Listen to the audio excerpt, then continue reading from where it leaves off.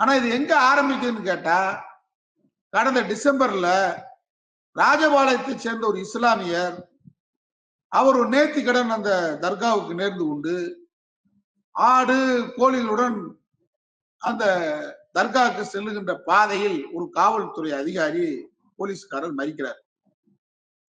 என்னன்னு கேட்கும்போது, இல்ல நீங்க தர்காவுக்கு போகலாம், அங்க அசைவம் நீங்க சமைக்க கூடாது, நீங்க நேர்த்திக்கடன் செய்யக்கூடாதுன்னு சொல்றாரு. உடனே அவர் என்ன பண்றாரு, ஏங்க நேத்து வரைக்கும் எங்க அண்ணன் மகனுக்கு நேர்த்திக்கடன் நேத்தாங்க வெட்டிட்டு வந்தோம், இன்னைக்கு என் பையனுக்காக போறேங்க, இது நாங்க புதுசா இருக்குன்னு கொஞ்சம் இருங்க நான் இன்ஸ்பெக்டர் வர சொல்றேன். இன்ஸ்பெக்டர் மதுரை வீரன், அவர் ஏற்கனவே தெப்ப குளத்துல இருந்து அப்பதான் அவரு இடமாறலாகி திருப்பரங்குன்றம் வந்திருக்கிறாரு. அவர் உடனே வந்து போலீஸ் காவல்துறை பட்டாளத்துக்கு வந்து இதெல்லாம் போகக்கூடாதுன்னு சொல்றாரு. உடனே அந்த இஸ்லாமிய நண்பர் தர்கா கமிட்டி தலைவரை அழைக்கிறாரு. அவங்க வந்து என்னங்க இது புதுசா இருக்கு அப்படின்னு கேட்கிறாங்க.